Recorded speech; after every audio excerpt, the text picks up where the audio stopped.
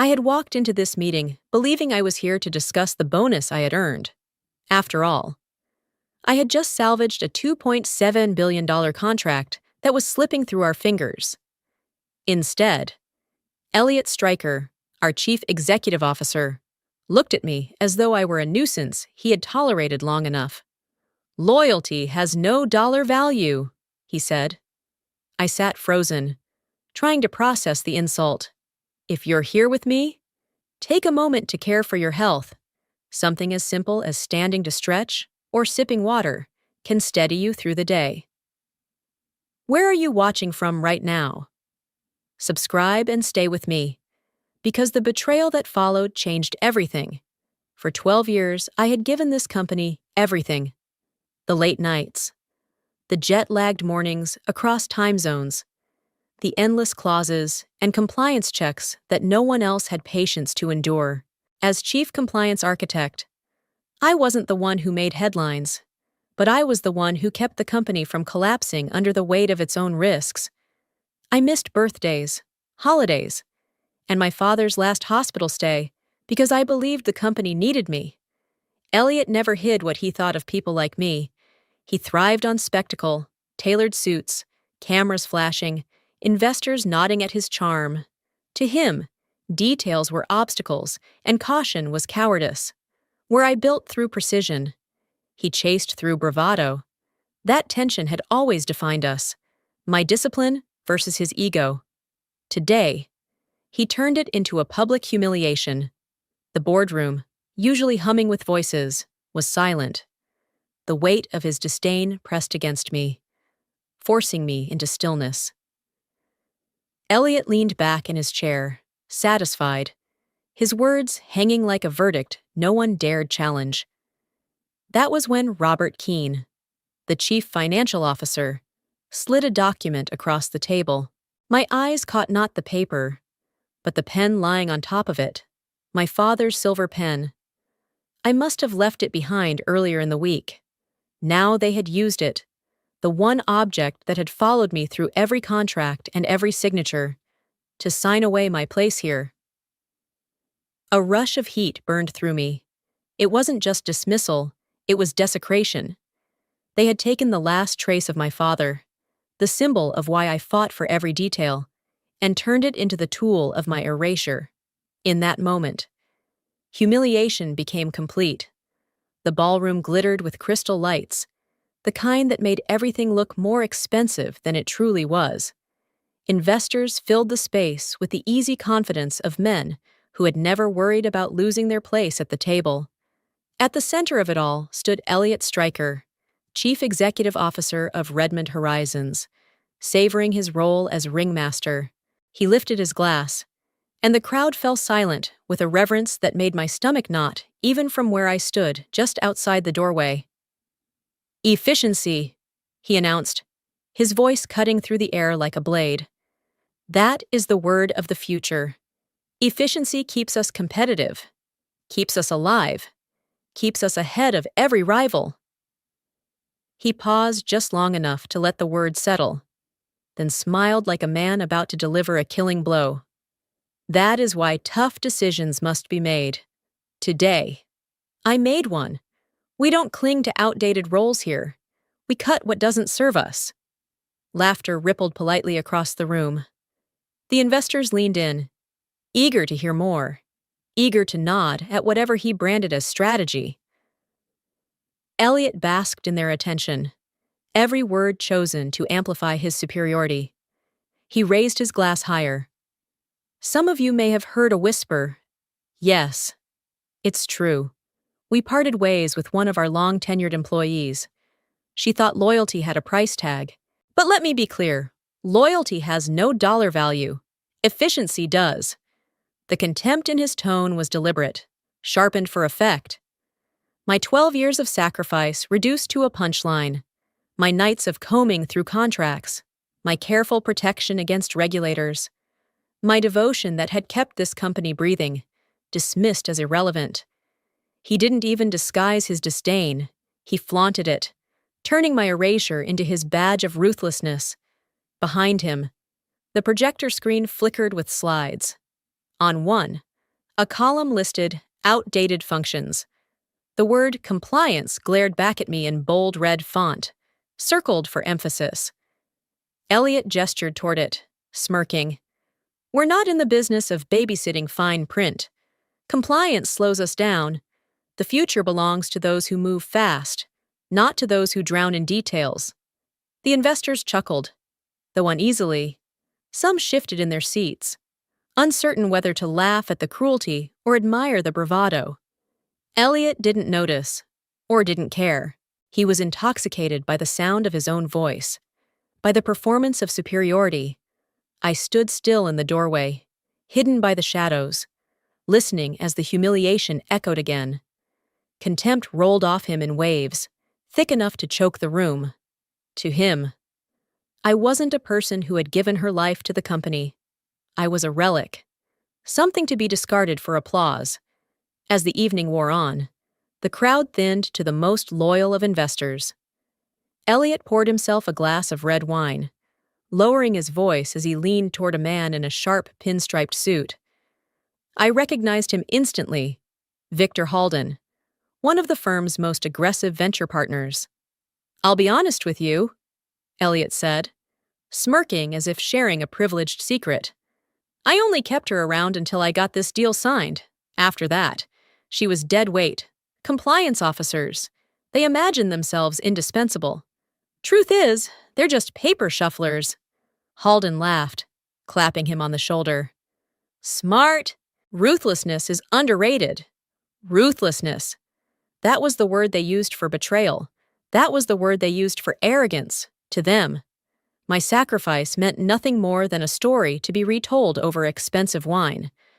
And as I turned away from the doorway, Elliot's contempt still buzzing in my ears, a new certainty took root. His arrogance was careless. He thought he had already won. But he had no idea what lines he had signed without ever reading. The hallway stretched out before me, silent in a way that felt unnatural.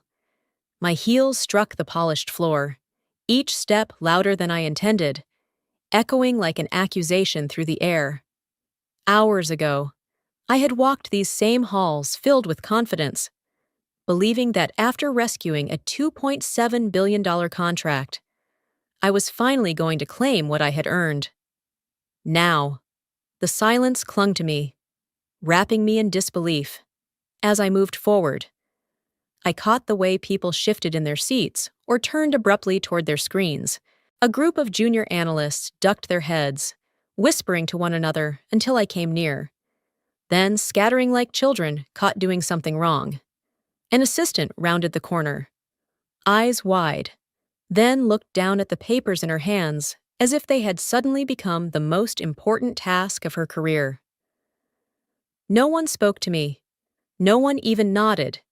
It was as though I had become invisible in the very place I had once been indispensable. I tried to steady my breathing, but humiliation had a weight all its own. How quickly loyalty evaporated, just that morning. Colleagues had sent messages congratulating me for pulling the contract back from the brink. Now, those same people wouldn't meet my eyes. It was as though I carried some contagious condition, and to acknowledge me was to risk infection. Then, from the half-open door of a side office, I heard a hushed voice. She doesn't know yet? Daniel's been lined up for weeks. Ah, the words hung in the air, slicing deeper than the silence ever could. Daniel Mercer. The name was enough to make my chest tighten. Elliot's golden protege, known more for charm than substance, had been waiting in the wings. My dismissal hadn't been sudden, hadn't been about performance. It was staged. The disbelief thickened. I had imagined that today was a cruel twist of timing, an impulsive decision meant to save Elliot money or prove a point to the board. But no, the plan had been written long before I stepped into that room. Every smirk, every rehearsed phrase about loyalty having no dollar value was part of a script. I slowed as I reached the corner where my office came into view. For a moment, I thought I was mistaken. The frosted glass looked bare.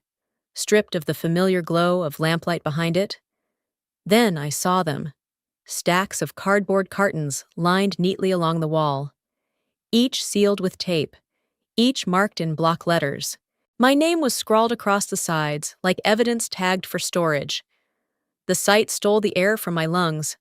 My office, the space where I had spent more nights than my own living room, where I had signed contracts and fought off regulators, had been gutted before I even knew I was gone. Books I had collected, files I had organized, even the framed photograph of my father that sat on my desk, packed away as though I had already ceased to exist. I reached for the handle, desperate to prove myself wrong, but the lock held firm.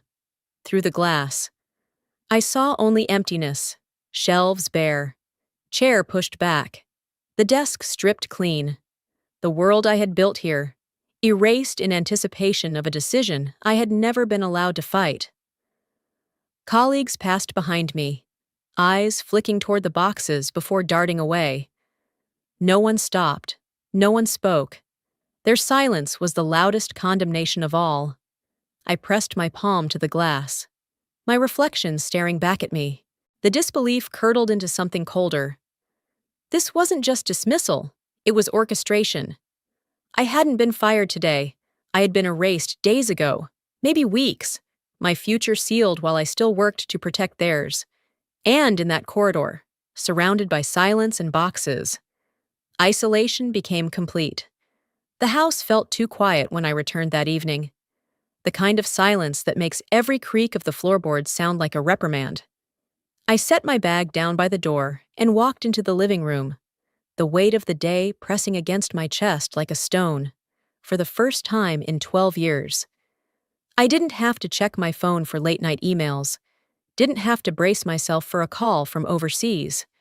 The absence of obligation should have felt like freedom. Instead, it felt like grief.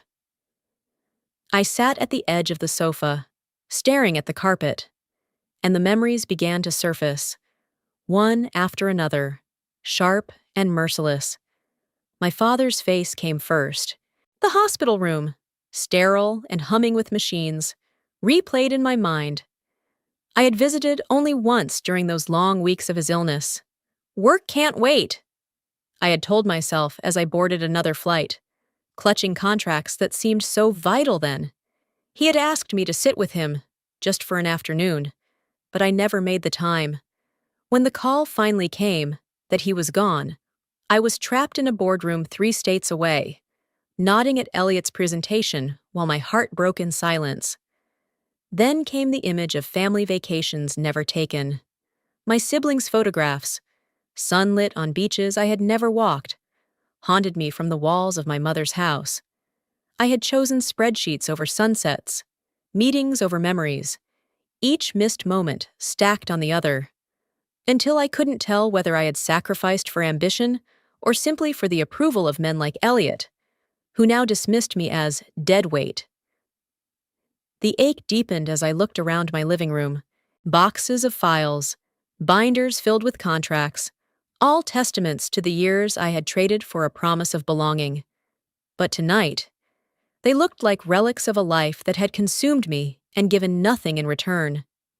I leaned forward, pressing my palms against my knees, trying to steady the flood of regret. That was when I noticed a small stack of envelopes tucked between 2 books on the shelf. They had been gathering dust, forgotten in the chaos of endless deadlines. My fingers trembled as I pulled one free. It was addressed to me in my father's handwriting. The ink had faded, but his steady script was unmistakable. I hadn't seen it in years. With a breath lodged in my throat, I carefully opened the flap. Inside was a folded sheet of paper, and, clipped to it, the silver pen, my father's pen, the same one I had carried into every meeting, the same one that Robert Keene had used to slide my dismissal across the table. My chest tightened as I held it, the metal cool against my skin, the weight both familiar and unbearable. I unfolded the letter. "My dear Maurice," it began, "if you are reading this, I may not be there to remind you, But know this: your worth is not measured by contracts signed or hours worked. Life is not a ledger to balance. It is a gift to live. Don't lose yourself in service to those who will never see you. Protect what matters. The words blurred as tears filled my eyes. He had known. Somehow. He had known that I would give too much, that I would pour myself into a company incapable of loyalty. I pressed the letter to my chest, the pen resting across my palm. Regret swelled inside me, not only for the time I had lost with him, but for all the pieces of myself I had given away. In that moment, anguish became unbearable. I had sacrificed everything. And for what? To be humiliated, discarded, forgotten. The silence of the house closed around me again. This time, it didn't feel empty. It felt accusing. The night air was sharp as I walked through the city streets. My coat pulled tight around me. I hadn't planned on passing the construction site, but my feet carried me there as if memory itself had taken hold. The skyline was fractured by the steel skeleton of Redmond Horizon's future headquarters, a skyscraper that was supposed to symbolize permanence, stability, dominance. Floodlights illuminated the site even at this late hour. Cranes looming like mechanical giants, their shadows stretching across the ground. I stopped at the edge of the chain-link fence and gripped the cold metal. Workers moved like ants under the glare, pouring the foundation that Elliot had bragged about to investors. To anyone else, it looked like progress, like destiny in motion. But to me, it looked personal, because beneath those rising beams, beneath the concrete poured with such arrogance, was land that had never truly belonged to them. Coal land, my family's land. The realization hit me like a spark lighting a fuse. The Cole family had owned this tract for generations, purchased by my grandfather in the 1940s when the city was nothing more than warehouses and train yards. We had never sold it, only leased it, piece by piece, as the city grew. And now, Redmond Horizons thought they had claimed it, thought they had cemented their future in the soil of my family's history. I pressed my forehead lightly against the cold wire fence, letting the recognition wash over me. This wasn't just about me losing my job. This was about them building an empire on ground that was never theirs to own. And then, another memory surfaced, faint at first, then blindingly clear. Months earlier. Elliot had shoved a stack of papers across my desk. "Fast-track the lease, Maris! We don't have time for bureaucracy," he'd barked, too busy preparing for an investor dinner to bother reading the documents himself. I had nodded, calm on the outside, though I'd felt the sting of his impatience. I had marked the places for his signature, using my father's silver pen. But I had also done something else, something no one else in that room had noticed. Buried deep in Section 14, Subclause D was a provision, legal, binding, and invisible to the untrained eye, a revocation clause. It stated that if any member of the Cole family employed by Redmond Horizons was terminated without cause, the lease would be void within 24 hours of written notice. The memory stopped me cold. My heart thudded against my ribs. I had written it myself. At the time, I hadn't fully understood why. Maybe it had been instinct, born of years watching Elliot cut corners and mock the rules that kept him safe. Maybe it had been my father's voice echoing in the back of my mind. Read every line, protect what matters. Whatever the reason, I had woven a safeguard into the very foundation of their so-called future. Now, standing before the skeletal frame of their skyscraper, I saw it clearly. They had no idea. Elliot thought firing me proved his ruthlessness, his efficiency. He thought I had been erased, but in his arrogance, he had signed the one clause that could unravel everything. I stepped back from the fence, the city lights burning against the night sky. For the first time since that boardroom humiliation, the weight in my chest eased. Realization brought clarity, and clarity brought power. They had built their empire on my family's land, and with one letter, one signature, I could take it all back. The memory came back to me in fragments at first. An ordinary afternoon in the executive conference room. Sunlight streaming through the tall windows. The air charged with Elliot's usual impatience. He had been pacing, jacket slung over the back of his chair, his phone buzzing every few minutes with calls he barely acknowledged. The table between us was stacked with lease agreements, legal exhibits, and the final draft of the construction contract. "Marys!" he snapped, waving a dismissive hand. "Just mark the lines. I don't have time for this." I remembered the weight of my father's silver pen in my hand as I complied. I had clipped it to the margin of the most crucial page, Section 14, Subclause D, the revocation clause, the one safeguard no one but me even noticed. Elliot plopped into the chair, exhaling like a man already exhausted by his own brilliance. He barely glanced at the pages before flipping to the marked tabs, with practiced arrogance. He signed each one in quick succession, scribbling his name as though signatures were beneath him, as though ink itself bowed to his authority. "Efficiency," he muttered under his breath, smirking at his own word. "That's how we get ahead." I had watched silently, my expression neutral, my voice calm, inside. Though something colder had stirred. He thought I was just the paper shuffler, the one slowing him down with details. He had no idea that, in that moment, his own hand, his own arrogance, was sealing the future downfall of everything he believed untouchable. The pen scratched across the paper again. Another flourish of his name, another binding agreement he would never bother to read. I can still hear the sound of it now. The quick scrawl of ink pressed too hard, the page dragging slightly under his impatient grip. He didn't ask a single question. He didn't stop to consider why I had highlighted one clause with such precision. He only wanted the papers out of his sight so he could return to speeches and spotlights. And there it was. Elliot Stryker's signature sprawled beneath the words that would undo him. If any member of the Cole family employed by Redmond Horizons is terminated without cause, the lease shall be deemed void within 24 hours of written notice. He had written his own death sentence for the skyscraper he bragged about, and he had done it with my father's pen. The memory lingered now, sharper than ever.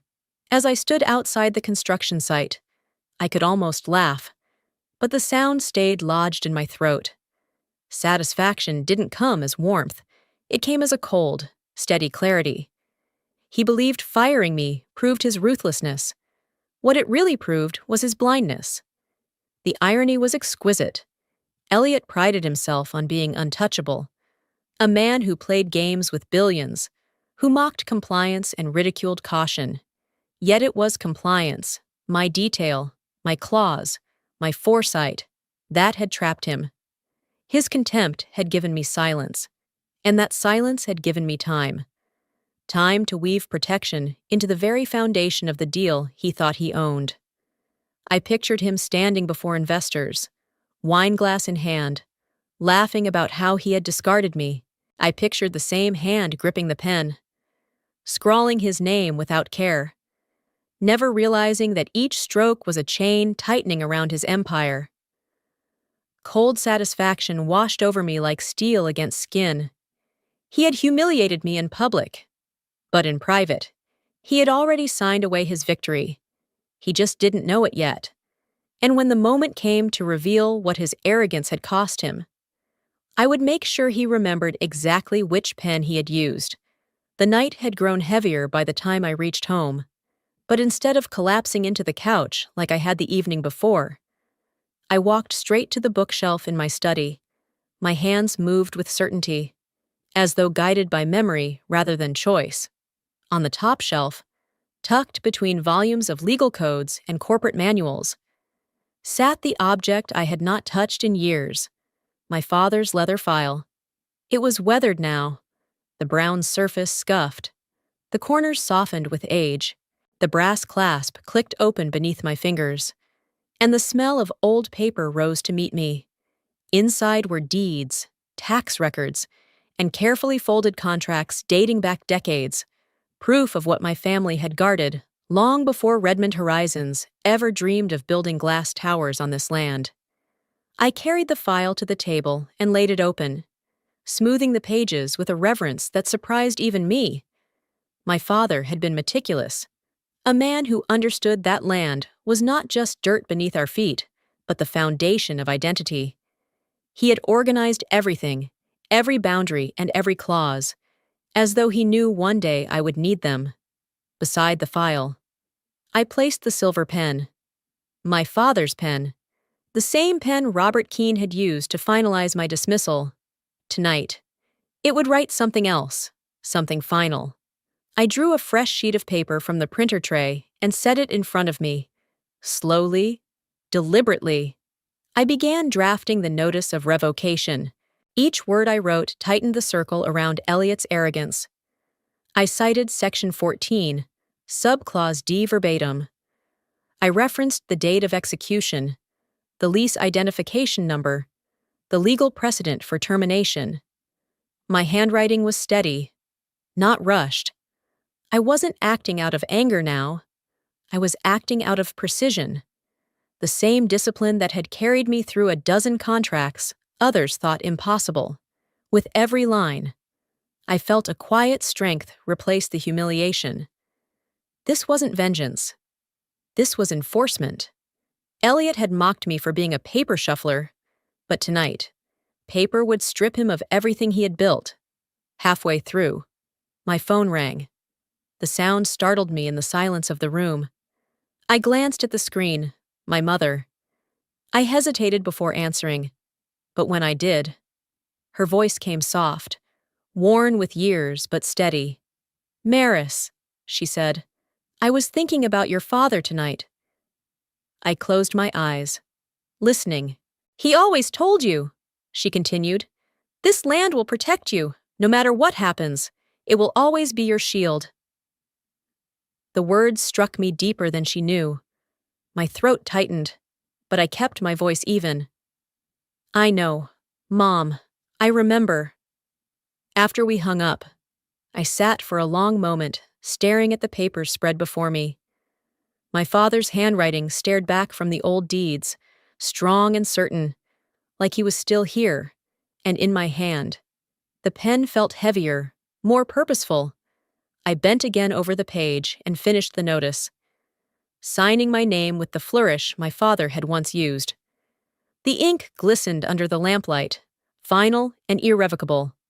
The document lay there, not dramatic, not grand, but absolute. In 24 hours, Redmond Horizons' claim to this land would vanish. I leaned back, exhaling slowly. Quiet determination settled into my bones. I didn't need to raise my voice or shout for justice.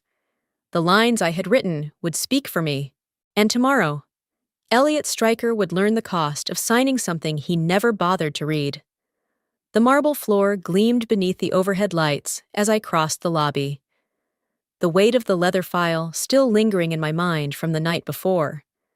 My steps were steady, but my chest carried a quiet fire that hadn't been there during my walk down the hallways of silence.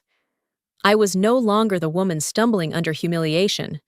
I was something sharper, more deliberate. I was nearly to the revolving doors when a voice stopped me. "Well, if it isn't Redmond's relic." Elliot Stryker's tone was smug, his voice carrying across the polished space like a spotlight turning on me. I turned, slowly, to face him.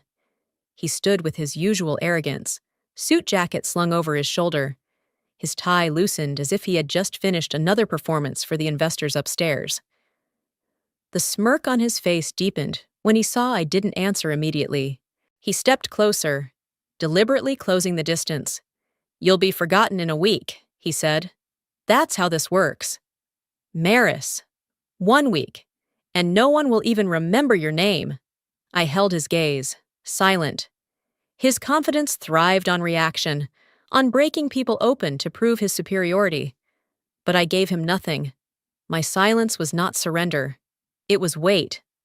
The pause unsettled him more than he realized. He shifted slightly, mistaking my restraint for fragility. I gave you more time than you deserved, he continued, lowering his voice like a man imparting wisdom. You should be grateful. I let you hang around until the contract was mine. After that, you were just dead weight. And now, he shrugged, his grin widening. Now you're nothing. His words should have cut deep, the way they had in the boardroom, but this time, the sting faded before it reached my chest, because I knew something he didn't. He thought I had been erased. In truth, I had already prepared the blade that would undo him. I slipped my hand into my bag. My fingers brushed against the folded termination letter and the silver pen clipped beside it. Together, they felt heavier than paper and metal. They felt like steel, like armor. That letter had been intended to shame me. That pen had been used to erase me. But tonight, in my hands, they were weapons. Elliot leaned in closer, his grin tightening. Do yourself a favor. Move on quietly. No one's going to remember a compliance officer when the headlines are about me. Still, I said nothing. I simply withdrew the letter from my bag, held it long enough for him to recognize it, then tucked it back into the folder with deliberate care. The silver pen followed, sliding neatly into its clip. Both disappeared into the pocket of my coat, hidden but ready. The gesture was small, almost unnoticeable, but it steadied me like a line drawn in the sand, for the first time. Elliot's smirk faltered. My silence unnerved him, because it wasn't the silence of defeat. It was the silence of someone holding back. He didn't know why my calmness unsettled him, but instinct told him something was different. I stepped past him, the echo of my heels cutting through the lobby's stillness. I didn't look back. I didn't need to. Behind me, Elliot muttered something about irrelevance, but his words rang hollow against the marble and glass. What he saw as emptiness was my resolve. What he thought was passivity was the quiet defiance of a woman holding the very tools of his downfall. By the time the revolving doors closed behind me, I felt the weight of the pen and letter against my side like a concealed blade. He believed I would fade into silence, but silence was never absence. Silence was patience, and mine was almost over.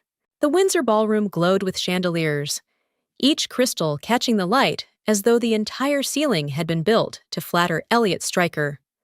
A string quartet played softly in the corner, their notes rising above the clink of glasses and the low murmur of conversations. Waiters moved in perfect synchronization, serving dishes plated like works of art. Tonight was meant to be a victory lap, a celebration staged as theater. And Elliot thrived on theater. At the head of the long banquet table, Elliot stood tall, glass of Bordeaux in hand. Ladies and gentlemen, he began, his voice carrying across the room. Tonight we celebrate not just a deal, but a future. A $2.7 billion contract that will position Redmond Horizons as the vanguard of aerospace innovation. And soon, a headquarters that will dominate this skyline. He gestured toward the windows, where the glow of the city shimmered beyond.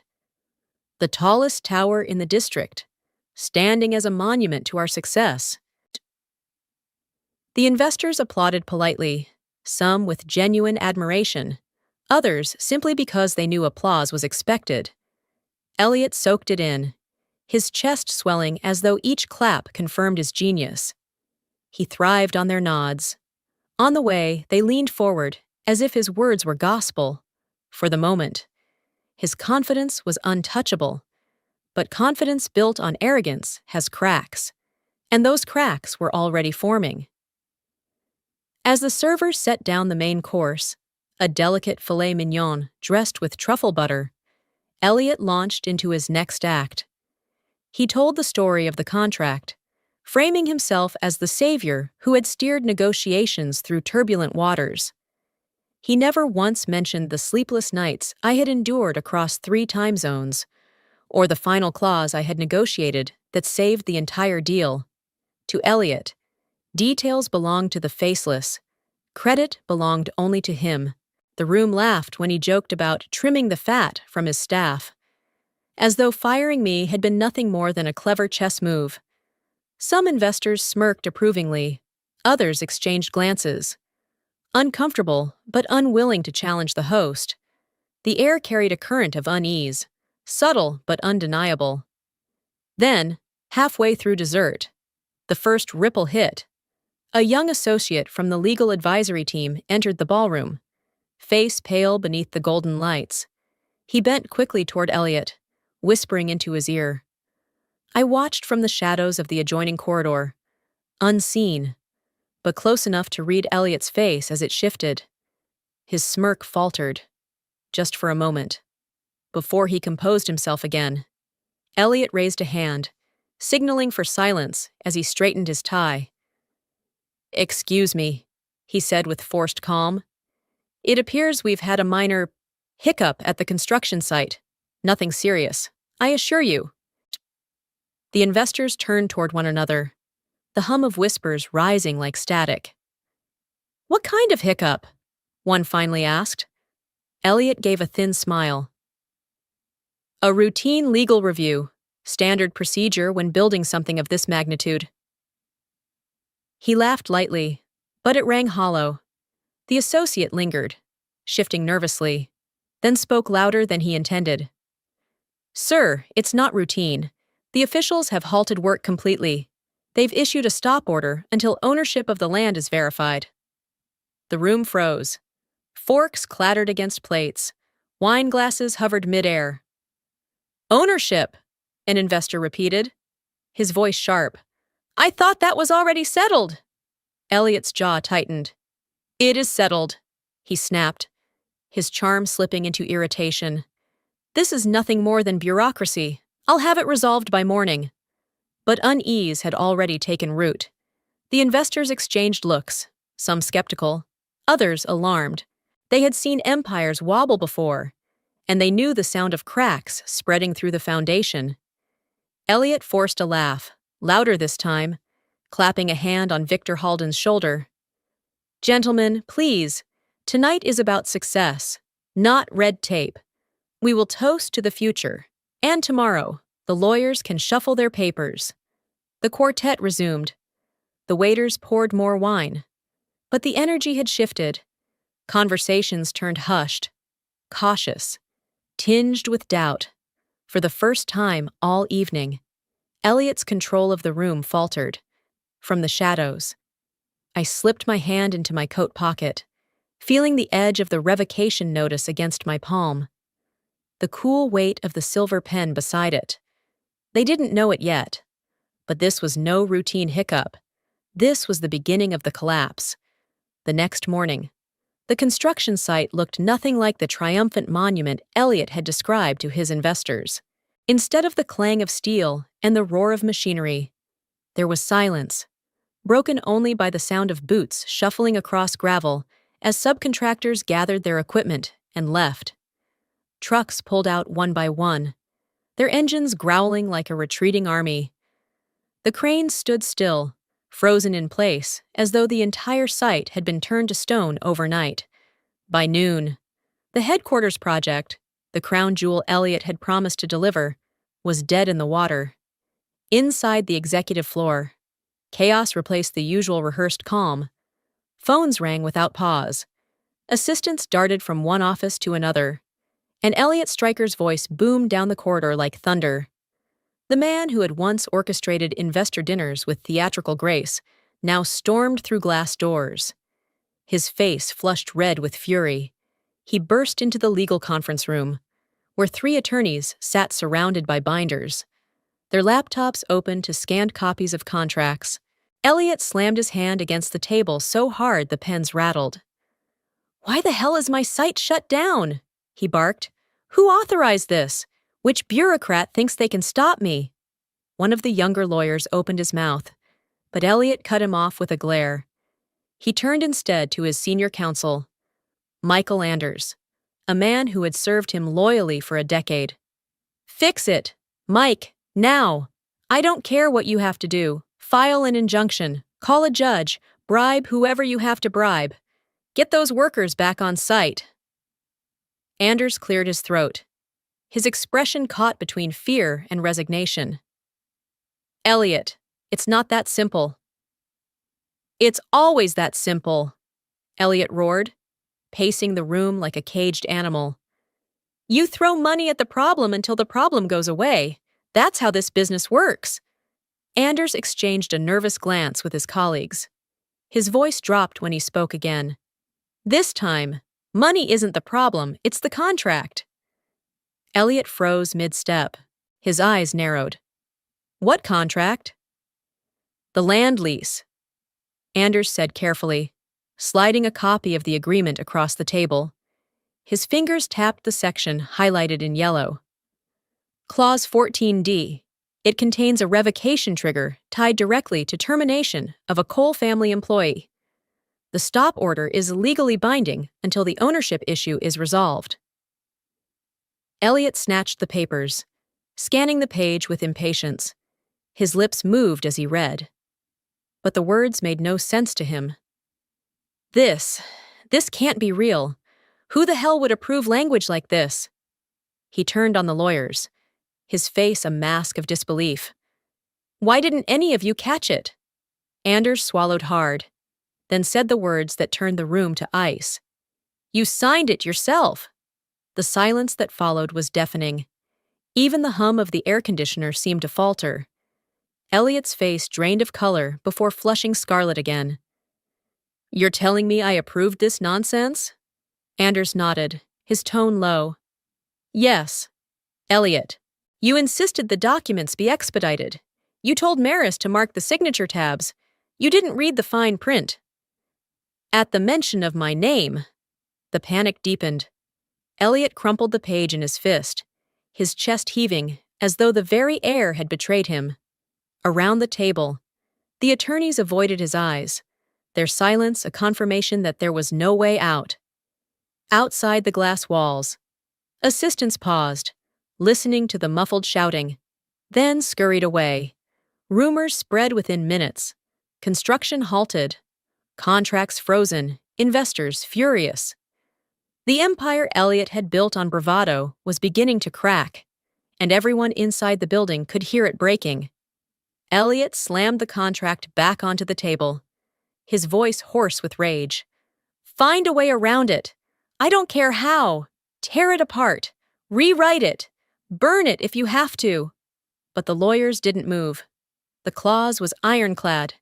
His own signature, bold and careless, bound him tighter than any chain.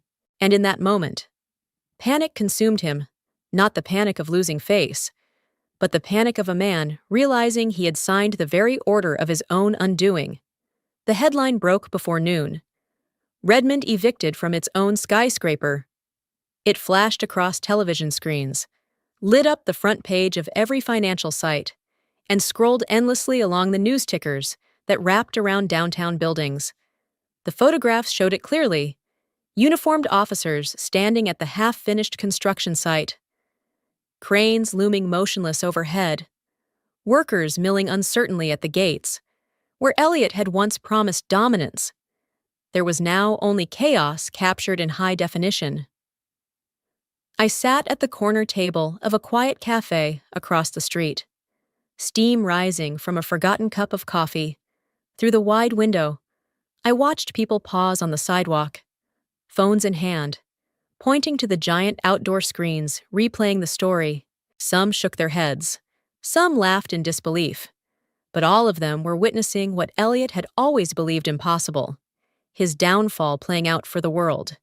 The anchor's voice carried over the cafe speakers. Legal experts confirm the lease for the Redmond Horizons headquarters has been invalidated due to Clause 14D. Signed directly by CEO Elliot Stryker, the company is barred from further construction until the ownership dispute is resolved. The words settled over me like a quiet balm. I didn't need to be on the stage or behind the microphones. Watching from this distance was enough. The humiliation he had dealt me in that boardroom was now magnified and mirrored, broadcast far beyond his control. Around me, the cafe hummed with murmurs. Two businessmen in suits leaned across their table, whispering urgently about stock implications. A young woman with earbuds chuckled, shaking her head as she typed furiously on her phone. The story was no longer confined to Elliot's empire. It belonged to the public now. And then came the twist. Further investigation, the anchor continued, reveals this is not the first time Redmond Horizons has ignored compliance safeguards. Records show repeated warnings from regulatory agencies dating back 5 years. Sources confirm those warnings were downplayed or dismissed by senior leadership, specifically by CEO Elliot Stryker himself. The cafe went still for a heartbeat before the chatter rose again. Louder this time. People weren't just talking about a halted skyscraper anymore. They were talking about patterns, about arrogance, negligence, and the rot beneath the polish of Elliot's empire. On screen, old clips of Elliot played, him laughing at investor luncheons, dismissing questions about oversight, declaring that efficiency, not bureaucracy, builds the future. The very words he had once used to belittle me were now turned against him, framed as evidence of reckless leadership. I leaned back in my chair, my fingers brushing against the folded letter and the silver pen tucked safely in my coat pocket. They were the silent witnesses, the tools he had tried to weaponize against me. And now, without ever knowing it, he had weaponized them against himself. From the window, I saw reporters swarming outside Redmond's headquarters, their cameras flashing, their microphones thrust toward anyone willing to speak. Employees slipped through the doors with heads down, refusing to comment. Investors, once eager to stand beside Elliot, now distanced themselves with carefully worded statements. It was no longer a private collapse contained within glass walls. It was public spectacle, undeniable and irreversible. I lifted the coffee cup to my lips, though the drink had gone cold. The bitterness didn't bother me. Vindication didn't need sweetness. It needed clarity. For years, I had been invisible, the quiet architect of compliance, the woman who read the lines no one else cared to read. Elliot had mocked me, erased me, and believed I would vanish. But now, from a corner cafe window, I watched as the world finally saw what I had always known. Arrogance leaves footprints. And eventually, someone follows them. I didn't smile. I didn't gloat. I simply sat, steady and silent. As justice unfolded across screens I hadn't touched, from afar, vindication was enough. The call came just after dawn. My phone buzzed across the table, the number familiar. The desperation behind it almost audible before I answered. For a moment, I let it ring, savoring the quiet of the morning light spilling through my window. Then, finally, I picked up. Maris? Elliot's voice was hoarse, stripped of its arrogance. We can fix this. Just walk me through it. Tell me how to undo this clause. I closed my eyes, breathing in slowly.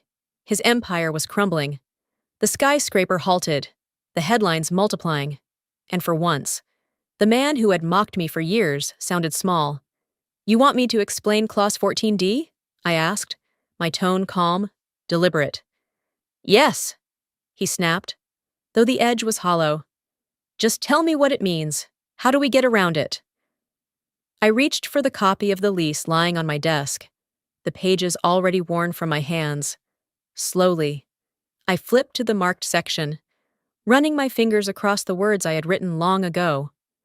Clause 14D, I began evenly, states that if a member of the Cole family employed by Redmond Horizons is terminated without cause, the lease is revoked within 24 hours of written notice. There was silence on the line, broken only by his uneven breathing. I continued, my voice steady. That means the skyscraper site no longer belongs to you. It means every dollar poured into that construction is now frozen. It means the building you bragged about has been reduced to scaffolding on land you don't own. Maris, he said again, softer now, pleading. You don't have to do this. Think about your career. Think about... I cut him off. You once told me loyalty had no dollar value. Now you know what loyalty really costs. For the first time, he had no answer. The silence stretched, and then the call disconnected. I set the phone aside, not with triumph, but with finality. His voice no longer mattered. On the table before me lay the final revocation confirmation, drafted and ready. I picked up my father's silver pen, the one that had witnessed every contract, every sacrifice, every moment of my journey, with a steady hand. I signed my name. The ink glistened under the morning sun, binding not just the clause, but my freedom. Hours later, I stood at my father's grave. The cemetery was quiet, the air still. I laid the pen gently on the stone for a moment, letting the weight of the years pass through me. You were right, I whispered. This land protected me. Tears pressed against my eyes. But they were not the bitter tears of humiliation. They were release, for the first time. I felt the chains loosen, the endless nights, the sacrifices, the erasure of my worth. All of it was behind me now. I had the power to destroy Elliot completely, to turn the land into nothing but a monument to his failure. But revenge, I realized, was not the point. My father's words lingered. Life is not a ledger to balance, it is a gift to live. So instead, I walked to the courthouse that afternoon, with my signature still fresh. I filed papers transferring a portion of the coal land into a community trust. It would become a park, a place for families, a place where no one would be dismissed or forgotten. The skyscraper might never rise, but something better would. A reminder that power built on arrogance crumbles, but power built on integrity endures. That night, as news outlets broadcast images of Elliot stumbling past reporters, I didn't watch. I didn't need to. His downfall belonged to the world now. My victory was quieter, steadier, and far more lasting. I had been humiliated, cast aside, erased, but I had also endured, reclaimed, and rebuilt. And with one clause, one pen, and one act of choice, I walked free. Sometimes the greatest triumph is not revenge, but release. And sometimes the sharpest weapon is patience, sharpened by truth. If this story moved you, share your thoughts below. Have you ever seen arrogance collapse under its own weight? I'd love to hear your perspective. Don't forget to like, share this video with someone who needs inspiration, and subscribe to the channel for more stories of resilience, justice, and quiet victories.